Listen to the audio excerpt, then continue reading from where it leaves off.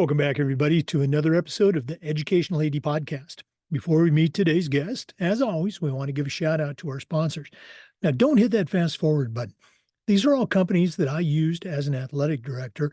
They're all great companies. I trust them. You should trust them too. So take the next 3 minutes, listen to these shout outs, then listen to our interview, and then go and visit each one of these sponsors. I'm telling you, you're going to be glad you did. Here we go.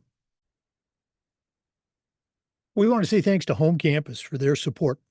Home Campus is a platform that you're going to use every single day. Things like scheduling, results, rosters, communication. How about student athlete eligibility and clearance? Who doesn't do that every day? Home Campus does all of these things and more, does them better, and it does them faster. Go to homecampus.com to get started. That's it, homecampus.com. We also want to say thanks to our friends at Gipper. Your students are on social media, and if you're not putting out content to celebrate their accomplishments and promote your own program, you're really missing out on a great opportunity. Go to Gipper.com. Their team will have you creating world-class content in seconds. That's Gipper.com. We want to say thanks to Huddle. As a football coach, I used Huddle for years, but when I became an athletic director, I made sure that our school was a Huddle school. And our coaches just loved the tools that Huddle provided. Our kids loved the videos, and our parents loved the streaming. But there's a lot more. Go to huddle.com, join the 8 million users. Turn your school into a Huddle school. We also want to say thanks to Ohio University and their online masters in athletic administration. This is an affordable 20-month, completely online program that also allows you to complete 11 NIAAA leadership training courses. Now, I didn't get my master's from Ohio University, but my assistant athletic director did, and it was a great experience, so very valuable. And he's part of a nationwide connection in athletic administration. To find out more information, just go to ohio.edu/info/MAA, the Ohio University Online Masters. We want to say thanks to Sideline Interactive, indoor score tables and video boards. Go to sidelineinteractive.com. You can schedule a live web demo to see their score tables and their score boards in action. Probably one of the best purchases I ever made was our Sideline Interactive indoor score table. That's sidelineinteractive.com. We'd like to thank Hometown Ticketing for their support. Hometown Ticketing is the leading digital ticketing provider to schools and colleges. I don't think I need to say anything more. Go to hometownticketing.com for more information. We want to say thanks to our good friends at Snap Raise. Have you ever spent weeks and weeks with a fundraiser and been let down with the results? No more. Go to snapraise.com and check out the way their online fundraiser can work. It's hands down the best one out there. We used it at our school with tremendous success. Our coaches loved it. Parents loved it because it works. Go to snapraise.com. You can check out their other great platforms. But if you're looking for a fundraiser, you just found it. Go to snapraise.com. We'd also like to thank Vital Signs Wall of Fame. If you're looking for a really cool way to display your school record boards for all the teams, for all the events, or show off your school's Hall of Fame, go to vitalsignswalloffame.com and take a look at their interactive touch screen video consoles. It's also a great way to share your school's unique history along with your proudest moments. The website is vitalsignswalloffame.com. Check them out today. We'd also like to say thank you to Athletic Surveys by LifeTrack. You know, athletic directors already get feedback, but it's usually from a very small group that only wants to complain. Athletic Surveys will connect you to that group, but they're also going to connect you to the 98% that supports your program. And that's a tremendously valuable tool to have, especially when you're talking to a frustrated parent, or maybe your principal, or even your school board. Go to athleticsurveys.com. They're going to create a custom survey that lets you take the pulse of everybody in your program. That's athleticsurveys.com. Welcome back, everybody, to another episode of the Educational AD Podcast. We're going to stay right here in Florida today, and we're going to visit with Eric Patterson. Eric's the athletic director at Royal Palm Beach High School. That's down in, we would say Southern Florida, not really South Florida, but Southern Florida, Palm Beach County.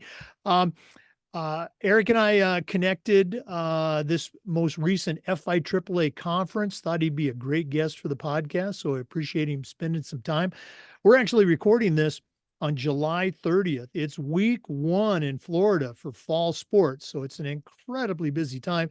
Eric, thanks again for joining us on the podcast. My pleasure. Happy to be here and excited. Haven't done anything like this before, so this is new for me. Well, we're going to enjoy it. I know you will too. We always like to let our listeners have a chance to get to know our guests. So give us that quick bio, where you were born, where you grew up. Maybe take us up through your own college days, and then we'll take a break. But what's the Eric Patterson origin story? The Eric Patterson origin story. Let's see. I started off, I grew up North Miami, down in South Florida, and pretty much lived there my entire life, except for the couple of years I went away to college, came back, taught about another 6 or 7 years at Barbara Goldman High School down there, and then life changes. You get married, you get a new house, you move to a whole new school. You do all of that in a span of let's see, from February to April. I took a new job, built a new house, and the wife was still down in South Florida even after we got married that first year. So that was an interesting time there. But as far as growing up, grew up North Miami, went to North Miami High School. My football coach from North Miami High School, I have a couple that stand out because they were quite the characters. Jerry Latito and Jeff Krause. Jeff Flores. He had those guys are great at recruiting and getting kids into school. I mean, just to give you an example, I didn't even play my senior year of high school because I got injured, and they still found a school for me all the way in Minnesota.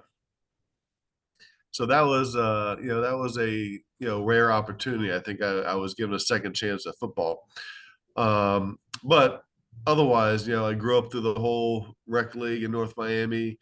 I had a baseball coach turned football coach for rec league, but that guy was one of the craziest guys I've ever met. He was my first coach, and then he was my last coach in travel football, Kenny Lippman. And I don't know if you came across him down in South Florida, but he was an institution, at North Miami High School. He headbutted us with our helmets on in his head. And man, he was something else. Obviously the things you can't do today, And so North Miami High School, my head coach, he was he was different. Larry Ball, and Larry Ball, played for the 72 Dolphins. He's a trivia guy too. Played for the 72 Dolphins and the undefeated or the winless Tampa Bay Buccaneers. And so he was our head coach throughout my high school career. And probably the most influential coach besides my college coach is Norman Bentley.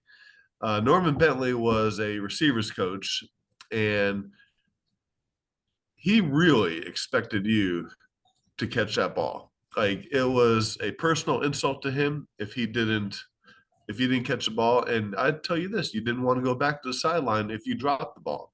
You took the long way back to the huddle. So that's kind of growing up in North Miami. And it was a regular neighborhood, regular neighborhood life, kids in the neighborhood, riding bikes, stranger type things, that kind of stuff. Now, I ask this question frequently. I love how you went through, your collection of coaches there, and I do recognize some of those names, a couple of legendary names in Florida. When you were growing up, and again, whether it was neighborhood or you mentioned youth sports, and then obviously your high school experience, Can you think of a moment that at the time it really didn't seem like much, but now looking back with experience and wisdom and perspective, you can point to that moment and say, hey, that was a significant moment for me. Anything come to mind from your younger days? High school, not so much because we lived in the dream world when you're in high school. You know, you think you're a Division I athlete, you think that you are, you run a 4.4, that you can compete with those kids down at the University of Miami, which I grew up with the Jimmy Johnson and Howard Schnellenberger Hurricanes and Erickson. So those are the guys who are you know, we're watching play football, and so you think you can be like those guys. And well, it's possible. In my case, it wasn't likely. I was good for where I was going to go to college. I was good going to NAIA school, small school, Minnesota, but I competed against Division I athletes. I competed against an Earl Little. I competed against a Lawrence Wright. All these guys that went to University of Florida, University of Miami.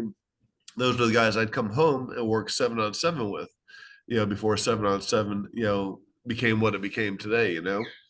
And so nothing so much in, growing up in youth that kind of was an aha moment. I was just happy to get an opportunity to go play college football and, did fairly well there.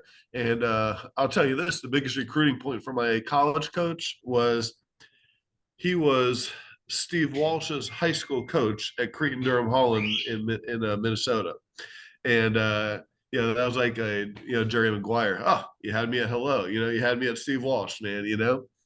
And so anyway, I've kept in touch with my college coach, and he was a great fit for what we had at that college. It was a very small college, not much of a program to say, but I think they won a championship before I got there. We won one while I was there. And then, some of those other years we struggled a little bit. It was the Upper Midwestern Athletic Conference, and pretty much a bunch of Lutheran religious schools, kind of grouped in there. But we had a great time. I made some of the best friends in my life. Um, it was a great experience, and it was then I realized I didn't want to be a business major. And that's when you start having some aha moments. Then you realize you love football and you really don't want to live without it. And so we got the opportunity to we took our college classes because first it was history. Then I was like, I'm not going to be Indiana Jones, so what are you going to do with that? I was like, I could teach. I'm enthusiastic about history. Kids will enjoy it. I can entertain them. And so I started majoring in secondary education. And I'll have to tell you this too. One of my high school teachers, also Coach Frank Rosansky, who worked over at Dwyer High School here, uh, he gave me some guidance. He says, listen, don't be a history major. He goes, be a social studies teaching major. I was like, oh, okay. He goes, then you can teach everything under the sun. You know, anthropology, psychology, sociology, whatever it is. And so I switched over to that and started majoring in that. Then I realized if I'm going to teach high school, I can coach and I can stay with football. And so we had to take a coaching practicum class, and you had to choose one for football, which was, whichever sport you were going to be doing, you chose one for football.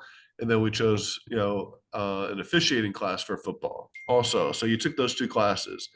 And at the same time, we got, my roommate and I, we got invited to coach at a small Lutheran high school on the outskirts of St. Paul.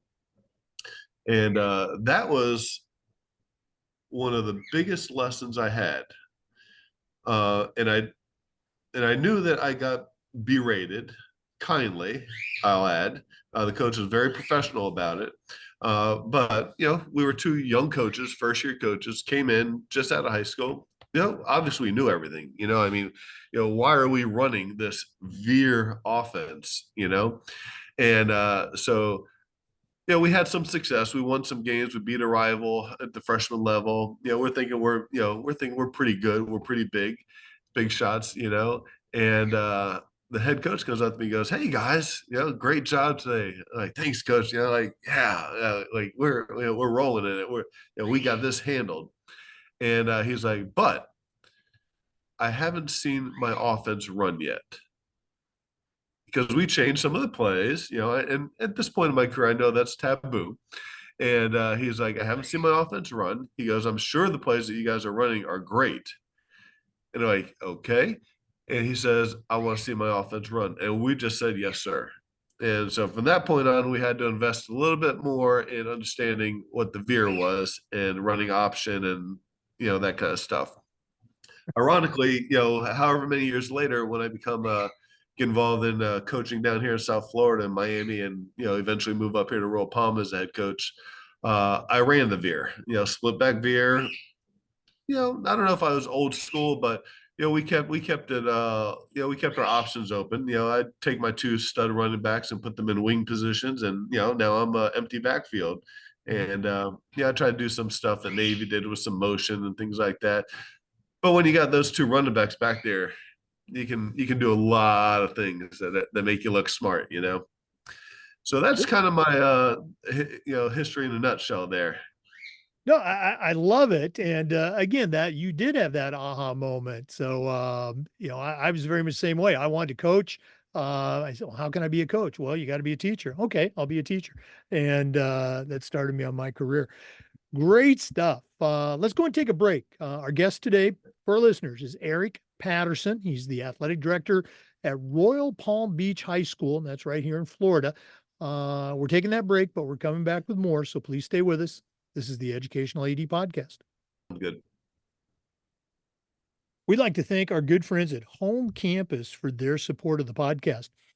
Um, Home Campus is a platform that you're going to use every single day. Things like scheduling, rosters, scores, communication. How about student athlete eligibility and clearance? Who doesn't do that every day? Home Campus does all of these things and more, and it does it better and it does them faster. To get started, all you have to do is go to homecampus.com. That's it, homecampus.com. We also want to say thank you to our friends at Gipper. Your students are on social media, and if they're not seeing content that celebrates their accomplishments and promotes your program, you're missing out on a great opportunity. Go to Gipper.com. Their team will have you creating world-class content in seconds, and it's so easy, even I can do it. Go to Gipper.com to get started. You're going to be very glad you did.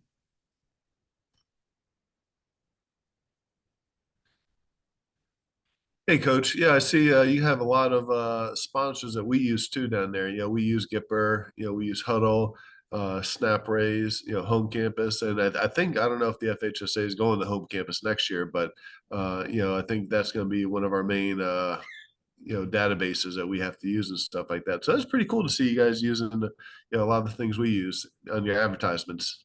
Oh no, absolutely. I appreciate you saying that. And again, Home Campus, um, for me, the student athlete eligibility component was a game changer. Getting away from, paper physicals and permission slips, and just doing it all online, having the parents upload it themselves. It was just tremendous. And of course, Gipper is just tremendous. I like to say it's so easy, even I can use it.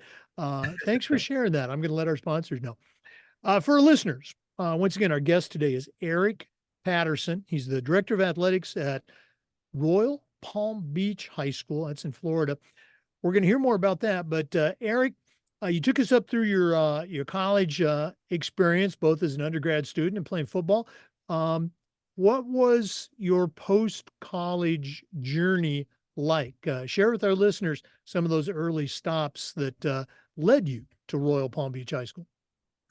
Well, as I mentioned, I coached at a small Lutheran school. That was our coaching practicum, and so we had, we did one season there, And we moved on from there. And I was looking to stay in Minnesota, believe it or not. I liked the place. I was enjoying it. And but none of the social studies teachers, they teach until they are no longer able to walk through the hallways. Like those guys do not retire. They just they keep going like Energizer bunnies. So I wasn't able to quite find the job, but uh, the season before I left, I ended up at Highland Park in St. Paul, and I coached a season at Highland Park High School, and that's where I actually got my first paycheck as a freshman coach. And so that was a nice experience getting uh, the paycheck there. And then I finally moved back to Miami, and I started substituting. I was trying to get in on Broward County, and spending a lot of time in the Cooper City area substituting at those schools. They always had a need for that. And one of the coaches gave me some great advice. It was a coach from Western, Jack. I think it was Jack Chapman. He says, "Coach close to where you live." And he goes, it's never a great thing having a long ride home, every night after practice and stuff like that. And eventually, I did get to follow that advice. But my first year back in Florida, I ended up coaching at Hallandale High School with Chris Hipsley, and he was in the process of turning the program around. I was the head JV coach. I would go with them on varsity nights. Didn't really have any responsibilities or anything like that. But I was there the night that they beat St. Thomas, and I think one of the Shula kids was a quarterback for St. Thomas at the time. So that was a big night. We took a victory lap on the way home through Hallandale and Dr. Martin Luther King Boulevard and stuff like that. So I knew that I didn't want to continue making that road trip because I was literally teaching at Booker T. Washington Middle School in downtown Miami, driving all the way up to Hallandale. And, I'd get there about 3:30, 3:45. And, but it makes a difference for a coach to be on campus. Like, in my mind, you don't really have that much control of the kids at times if you're not there all the time. I mean, some people can do okay, but I think the best scenario is to have that on campus coach. So I did look for another job. Ironically, my crazy youth league high school baseball coach extraordinaire, Ken Lippman, I ran into him at the Sawgrass Mills Mall. And he told me that, hey, you got all these North Miami guys are on the coaching staff for the football team. The Shin brothers, Chris Shin and Trevor Shin, and a few other guys from North Miami. And I ended up going there, calling Chris, meeting with him. And, we had a great conversation. I was going to be his head JV coach.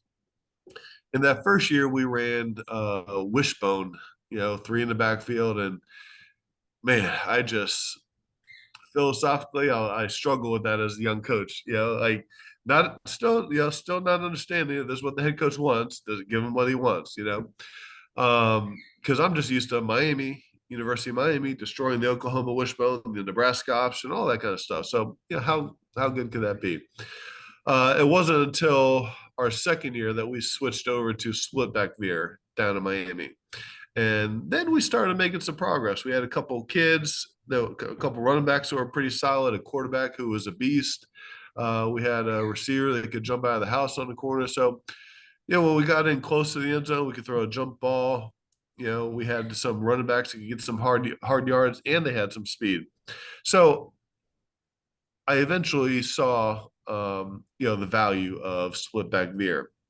And that was a changing point for me too, as a coach. That JV year, we had some success. I found a little, I don't know if you remember Jamel Holloway of Oklahoma. I found a little quarterback like that, speedster, shifty, and he took over and ran the offense. Made me look good for all practical purposes. And then the next couple of years, I moved up to the varsity after the 2 years as head JV. Did some receivers. Eventually got to be the quarterback coach and offense coordinator. And the head coach and I had a little bit of a different philosophy, and he thinks it was extreme. I'll maintain that I just wanted to tweak things, whereas he would never want to open anything up. I believe if you throw a trick play here at the beginning of the game just to get the defense on their heels, thinking you're going to do something different, it'll give yourself an edge. And he didn't see that way. He just wanted to stick to 3 yards in a cloud of dust. And I get that. I get that's what some of the offense is designed to do. But when we did take the proverbial handcuffs off, so to speak, we did a double pass. We did halfback passes at the beginning of the game, and now the defensive backs were a little looser. The linebackers, had to think, a little more pass, and we still did our basic philosophy. Basically there was a trap, and we did an outside veer, and that was pretty much how we made our money on everything. We weren't the most successful team, but we went ahead and we were able to. We had some success against some teams. If we went against a Carroll City, oh my goodness, Carroll City. I'll tell you a story about those guys. We were up 14-0 on them going into halftime. We're on the 3-yard line, and we tell the head coach, go for the touchdown. He's like, no, we need the points. Like, Chris, like, in the back of our minds, we're like, hey, 3 points ain't going to matter at the end of this game. Just go for the touchdown. If we don't get it, we don't get it. He's like, we need the points. We're going to kick the field goal. All right. So, decision's made. We go out, kick it, and we kick it. Santana Moss busts through the line, blocks the ball bounces right up into his hands, and he goes ahead and runs 97 yards for a touchdown. And we're reeling a little bit now. It's 14-7, and we got kickoff to Carroll City. Well, that same kid catches the ball on the kickoff and takes it back for a touchdown again. So now it's 14-14. By that time, momentum had completely swung towards Carroll City, and Coach Frazier at the end of the game, he congratulated us, says we're doing a good job with the kids and things like that. And I think it was at that point we got the donkey speech. He goes, "You can train a donkey and feed a donkey, and prepare a donkey just like you do a thoroughbred, but in the end, it's still just a donkey." So, insultingly, you kind of take it with a grain of salt, but he was right. He's got kids that can run 4.3, 4.4. I got our fullback is 140 pounds, runs a 5.2. Quarterback, the same. They're twins. We don't have anybody that can run at that time we didn't have anybody that could run below a 4.8. So but we did everything we're supposed to. In the weight room, train them. And I'll tell you what, that makes a difference later on in our coaching career when we get to a school where we do have a few more horses and thoroughbreds and things like that. And we're prepared for that because we did a good job coaching and preparing our kids, even though we were outclassed on the field, physically, so to speak. Yeah, absolutely. You got to coach the kids the right way. And, you're not just going to say, well, we don't have any superstars this year. We're just going to cancel our season. No, you're going to coach your kids. You're going to go out and play those games and, hopefully try to find some victories, maybe steal a victory here and there. Thanks for sharing that journey. I think it's important for, particularly our younger listeners, younger ADs, to see the journey. You talked about the different stops and the different positions, the different philosophies that you picked up along the way that become part of your your coaching or AD toolbox. So, thanks for sharing that. We're going to go ahead and take a break, but we are going to come back with more. Once again, our guest today is Eric Patterson. He's the athletic director at Royal Palm Beach High School, and that's right here in Florida. So we're going to take that break, but we're coming back. So please stay with us. This is the Educational AD Podcast. We want to say thanks to our good friends at Huddle for their support. As a football coach, I used Huddle for years, but when I became an athletic director, I made sure that our school was a Huddle school. And our coaches just loved the tools that Huddle provided that allowed them to coach our kids up. Our students love the videos, of course, and our parents love the streaming, but there is so much more. Go to huddle.com, join the 8 million users, turn your school into a Huddle school. We want to say thanks to the Ohio University Online Masters in Athletic Administration. Now, I didn't get my master's from Ohio University, but my assistant athletic director did. And it was a great experience. Gave him 11 NIAAA leadership training courses as part of his master's. It's included. It also connected him to a nationwide network of ADs in athletic administration. I'll get it out. For more information, just go to ohio.edu/info/MAA, the Ohio University Online Master. We also want to say thanks to Sideline Interactive indoor score tables and video boards. Go to sidelineinteractive.com. You can schedule a live web demo to see their score tables and their score boards in action. Probably one of the best purchases I ever made was our Sideline Interactive indoor score table. Go to sidelineinteractive.com. Schedule that live web demo today. Hey, welcome back, everybody, to the Educational AD Podcast. Eric, really did a great job, channeling and sharing your football coaching career. So many important stops and lessons along the way. How did the position at Royal Palm Beach open up for you, and how was that coming over to what I call the other side of the desk? We used to make jokes about this side being the dark side.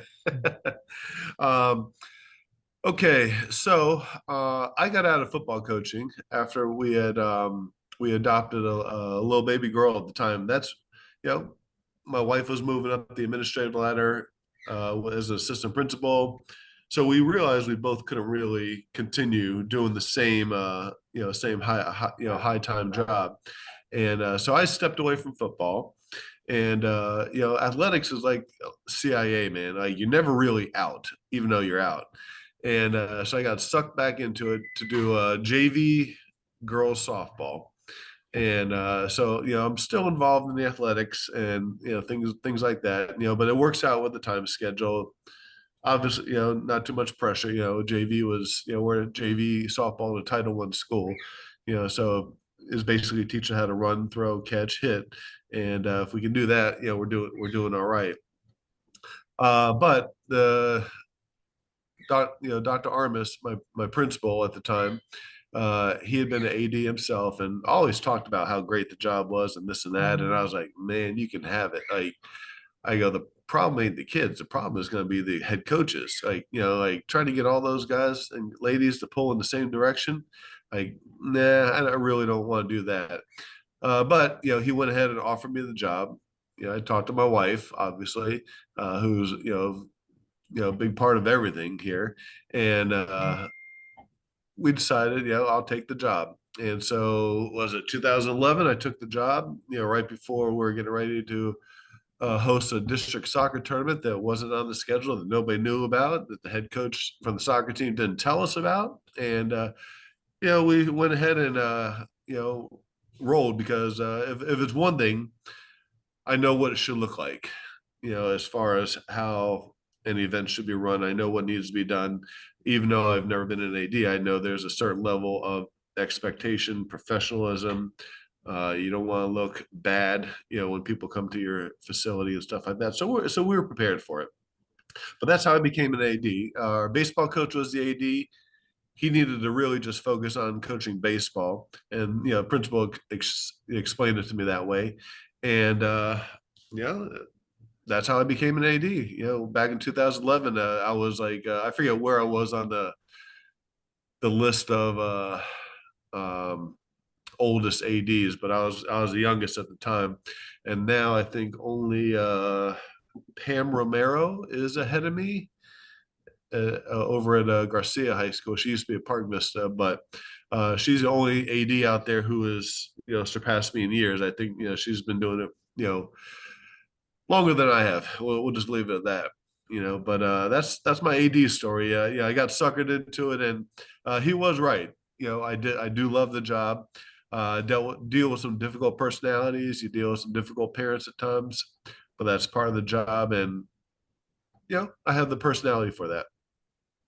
I was just talking to an AD in another state, and he said, I think we become ADs many times because when the principal tossed the keys at us, we didn't duck. And so that's, I can relate to that. Um, you're the athletic director at Royal Palm Beach High School. What are some things that you do there with, maybe it's with coaches or kids or parents, that you're particularly proud of? These might have been initiatives that you started, or maybe they've been at Royal Palm Beach since the school opened, but what are some, let's say, best practices that you can share with our listeners right now? Oh man, best practices. Go by the book. You know, if you're gonna tell, if you're gonna give anybody any advice, you know, try to go out there and present as a professional operation as you can, even if it's just you know, going to softball game, volleyball game, football game. If something is off, if you're not doing something right, if there's a hole somewhere, it'll pop up and it'll show itself, and you have to go address it. And you really don't want to try to be addressing things, during the game if you don't have to. I mean, you got to go address an angry parent or an angry coach, calm them down a little bit here and there. Um, but we've streamlined things. I think we're very prepared for our events. We communicate with the school police, with the administration, so that we have enough coverage. And that's one thing I'll tell any new AD. We have they've increased our budget significantly with security, and use the money. Have the extra police available, have the extra staff security there if possible. But I think we've done a good job with that. That's one of the best things we've done. Like we run well run events. You know, we do a series on small school ADs and the challenges that they have without having resources. Royal Palm Beach, certainly not a small school, but you're not also not a one man show there. What are some of the resources that you have that have been particularly effective for you in managing those big events? Well, one of the things, and I have to give, I'm sure you're very familiar with Valerie Miyares. She's our county athletic manager, and she has brought us dragging, kicking, and screaming into the modern age. And so, that being said, a lot of our schools have gone completely cashless. We have our own ticketing operations, and we sell tickets online, and that one thing alone, not having to worry about collecting money at a game and then counting it and making sure everything adds up, is such a huge stress relief. you know um that's probably been one of the biggest changes to make things a little bit easier, because now you don't need to send uh like I would always have to send it after a football game. I'd always send one of my assistants in with the money to go ahead and you know get that in with one of the police officers. So you're taking one more person out, if something happens on the field or in the bleachers or something like that. And you don't want to do that if you don't have to. Now it's all done digitally, and that's been a godsend. And obviously, I've had some great assistant ADs over the years. Starting from Barry Cohen through Cassandra Morgan through Deontay Savage, who just became the athletic director at Palm Beach Gardens. Those guys have all been huge helps over the years, and they've helped grow the program in different ways. Yeah, again, it's hard to do it all by yourself. We're going to do this at the end of the podcast, Eric, but if one of our listeners wanted to reach out, pick your brain a little bit more, find out how you do things at Royal Palm Beach, what's the best way that they can get a hold of you? Best way to get hold of me is, I'm never far from my email, and that's Eric.Patterson, ERIC PATTERSON at palmbeachschools.org. So Eric.Patterson at palmbeachschools.org. Okay. Again, we're going to give that out at the end of the podcast too. Let's go and take another quick break. I know that's shocking to our regular listeners, but we're visiting with Eric Patterson, athletic director here in Florida. We're coming back with more, so please stay with us. Once again, this is the Educational AD Podcast.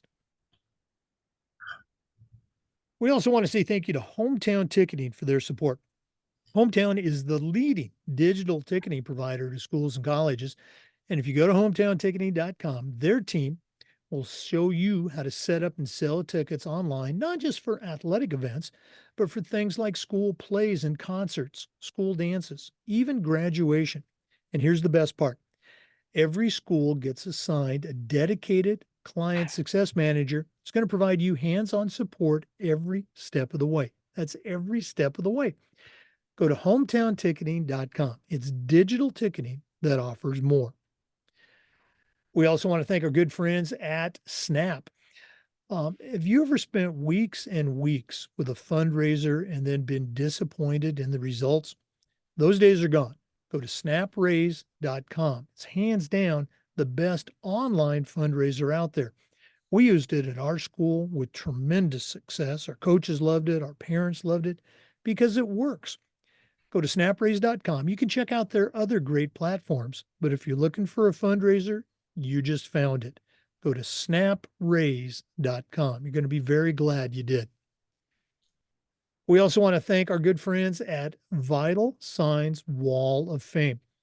If you're looking for a really cool way to display your school record boards for all the teams, for all the events, or show off your school's Hall of Fame, go to Vital Signs Wall of Fame and check out their interactive touch screen. That's right, touch screen video consoles.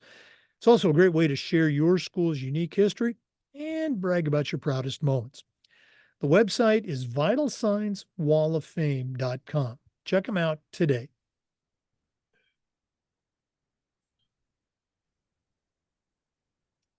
Welcome back, everybody, to the Educational AD Podcast.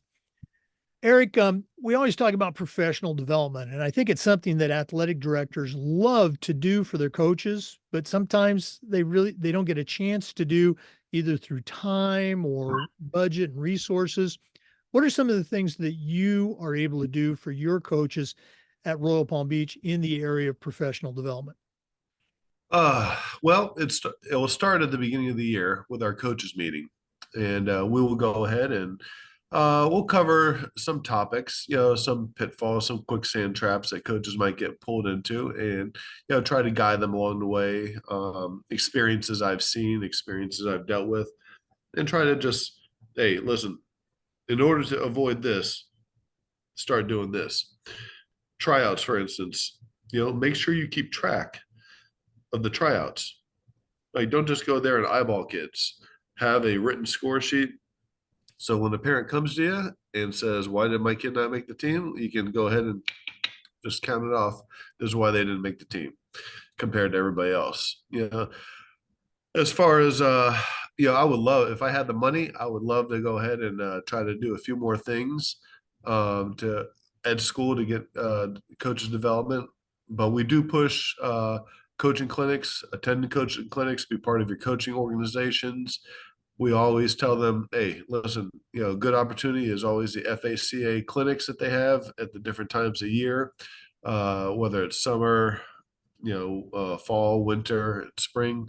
Go to those and just see what other people are doing, because that's probably the most important thing you can see. What are other people doing? What are other people talking about? It kind of gives you a gauge of where you're at, as a coach, whether it's volleyball, whether it's soccer, whether it's football or something like that. So we always encourage them to develop themselves on their own, and some take advantage of it, and some, you got to kind of try to push them a little harder to go and do those developments. Yeah, I'm so glad you mentioned the FACA clinic. We would do the same thing, and we did have at my school. We had some budget monies to help pay for the registration, but so valuable for those coaches.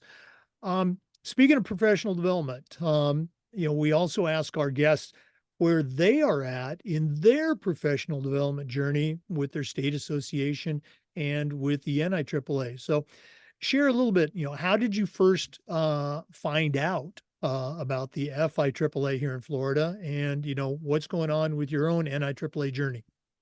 All right. Valerie Miares, she really has done a fantastic job pushing everybody to be part of this organization, to go ahead and do developments offered, classes. Um, so she has to get a lot of credit for that, for what we've done down here. I've noticed over the years that our attendance has increased, and you know, last one we went to, we had a great time. I think for me, going to a lot of these things, you hear a lot of people talk about things that they do, and some of these young ads, you see some of the pitfalls that they get caught into, and you're like, oh man, I tell you, like that would be tough, and you get to think, how would you deal with something like that? So even though it's not your school, the thoughts and the problems come across you, and you get a chance to think about, how you would deal with those situations too. Yeah, I was just scribbling down your responses there, the notes. Um, you were in one of my leadership training courses this past spring. What's your impression so far of the NIAAA curriculum and the coursework? I tell you, more detail than one would ever expect. Like I could spend a week going through all the materials and resources that you guys provide, and you start, you get there to the hotel at night, and you're gonna go through the classes, and so you've taken everything that you've printed up, and yeah, I print the stuff up, and I try to take it with me, and so that I have it available. And the first time I did that, I was like, man, that's a lot of pages on some of those documents. But I printed them, and I just perused through them, and they're very helpful. Like things that you just might not have thought of. I can't particularly name one right off the top of my head, but I was overwhelmed with the amount of information that you guys present there and give us access to.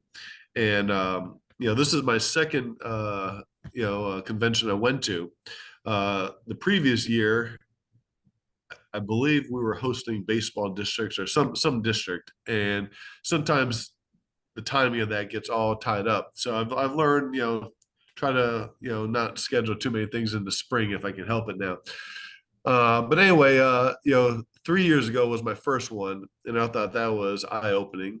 And the whole thing has just been a good experience. I've done 3 classes there. I'm working on a couple online, and it's just good to go over these things, even if you're okay, even if you're in a good place. It's good to hear what other people are saying, what the presenters are talking about, and you're like, oh man, I never thought about that. And so sometimes you get some good ideas. Sometimes you're like, okay, well, it's a good idea, but that wouldn't really work for us. So the development at the FIAAA and NIAAA has been phenomenal. I can't wait for next year's, and hopefully I don't have any craziness going on like I did this year. I had to shoot back at nighttime back home and then come back again the next morning. It was an interesting night.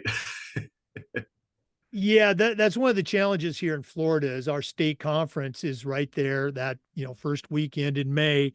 And for Florida, that's playoffs in just about every spring sport, which is the busiest spring sport. But glad you made it. And I remember your class in particular. We talked about it afterwards with the other faculty and I. I've been teaching now, I think maybe 13 years or so. And your class was could have been the best one for sharing, for getting involved, and the table discussions that we walked around the room and listened to you. You guys were really, really engaged. It makes it a lot more fun to teach when you got a class like that. And for our listeners, Eric is a veteran, longtime coach and longtime AD. He's at the beginning of his NIAAA journey, but when he's ready for that CAA exam, which hopefully is going to be another class or two, I hope he's going to reach out to his state certification coordinator, which in Florida, it's Dan Talbot down in Polk County. I was on the certification committee for many years nationally, but you as a listener, reach out to your state coordinator. They have all kinds of additional resources to share with you to prepare and be successful on that CAA exam. So, Eric, I can send you that review PowerPoint with the practice questions and the answers, and I can send it to anybody else too when you're ready. Eric, this has been so cool spending some time with you, getting to know you a little bit more, but we're not done yet. We always wrap up with the athletic director's toolbox. Now, I just mentioned that you're a longtime AD. We're going to take our final break, hear from Athletic Surveys, who sponsored this segment. When we come back, I'm going to challenge you to send out a brand new athletic director on their very first job, but I'm only going to let you put 3 items in their toolbox. So let's hear from Athletic Surveys. And when we come back, we're going to see what Eric Patterson puts in his new athletic director toolbox. We want to say thanks to Athletic Surveys by Lifetrack for sponsoring the AD Toolbox segment. You know, athletic directors already get feedback, but a lot of times it's from a very small group that only wants to complain. Athletic Surveys will connect you to that group, but they're also going to connect you to the 98% that supports your program. And that information is incredibly valuable, especially when you're visiting with a frustrated parent or student athlete, or maybe your principal, or even your school board. Go to athleticsurveys.com. They're going to create a custom survey that lets you take the pulse of everybody in your program. That's athleticsurveys.com. Well, it's that time of the podcast. We've been visiting today with Eric Patterson. He's the longtime athletic director at Royal Palm Beach High School here in Florida. Has a tremendous background in athletics, but right now I'm going to challenge him to send out a brand new athletic director on their very first job, but I'm only going to let him put 3 things in the toolbox. So, Eric, what 3 items are going to go into your new athletic director toolbox? One, because I got caught in it inadvertently, I call it the eligibility trap. As a first-time AD, when you check grades on kids, nobody explained to me that there was a first date and a second date that you check grades. First day of the first semester, first day of the second semester, and I had let a student overlap for softball, and she got everything taken care of, but it was after the deadline. Like, she had a 2.0 when she started playing, but she completed a bunch of work, and we caught it, and we put ourselves, we let FHSA know. So there's 2 times you got to check eligibility. On the first day of school, they're either eligible that day for the rest of the semester, and then the first day of the second semester, or whenever your school district will roll over the grades from the previous semester. So that's, I told all my ADs, hey, make sure you don't get stuck in that trap. It's either this date, they're eligible on this date. Doesn't matter what they do after that. FLVS, Florida Virtual, none of that stuff matters. They got to be eligible on August 12th. So that's one. The second one is hire great assistants. And you might find those assistants come in very different shapes and forms, so to speak. It doesn't have to be a coach. It doesn't have to be a sports person or anything like that. It could be somebody who just wants to be part of the school and is willing to help out and be there to help, run games so that you don't have to run games every single night. I take all the eligibility and put that on me. But for me, the important thing is that I have assistant ADs who can help me out, 2 or 3 times a week. So I'm not there every night.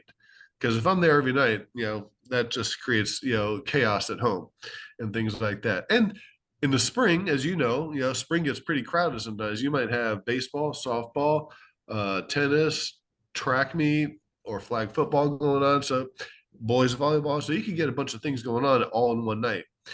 But hire quality assistant ADs, people you can count on, people who are loyal to you, and you don't put them in situations that, they're not capable of handling. You want to try to find as even keeled folks as you can. And probably the biggest thing I would tell a new AD is follow the process set up by your district. I said it earlier, and I can't emphasize it enough. Follow the process set up by your district or the FHSAA or whatever organization you have to answer to. Because I tell you what, more times than not, I find out that we are at Royal Palm Beach High School. We're not perfect by any means, but man, we are doing things the right way and how we're supposed to, and things like that, you know. And so I think that's what I would just say: follow your process. If the bookkeeper tells you to do it like this, do it like that. You know, if they have a process for depositing money, collecting money, just follow the processes and let that take care of everything. um, Administrative, situations, they're always going to have a process they got to follow. Sometimes you just need to let the process play out. Don't try to deviate it. Don't try to manipulate it. Don't try to massage the situation. Just go with the process. Boy, again, you saw me writing those down. It's so very important. And I'm glad you talked about the eligibility component. It's one of those things that it sounds so basic and so easy, but it's amazing how many schools you see here. I mean, here in Florida, they end up having to report an eligibility mistake, and it costs, kid, playing time, costs the team games, knocks them out of the playoffs. But again, you do it at the beginning, you do it right, and you don't have to worry about it. Yeah. Uh, Eric, great stuff. Thanks again for sharing. One more time, if one of our listeners wants to reach out and connect with you, add you to their network, or just pick your brain a little bit, listeners, you got a great resource here. What's the best way that they can get a hold of you? Best way to get a hold of me is my email, because I'm, like I said, I'm never far away from that. That is eric.patterson@palmbeachschools.org. And it's Palm Beach Schools with the S at the end, Eric with a C, Patterson, two T's. Okay. Um, Eric, all the best with the coming fall seasons, and looking forward to seeing you next spring at our state conference. I'm looking forward to being there too. You have to let me know which ones you're hosting. Hey, hey, for our listeners, we want to say thanks to you and remind you that we upload the Zoom recordings of all of our interviews to the Educational AD Podcast YouTube channel. We do this just about every day, sharing stories and best practices. So come back and join us next time on the Educational AD Podcast.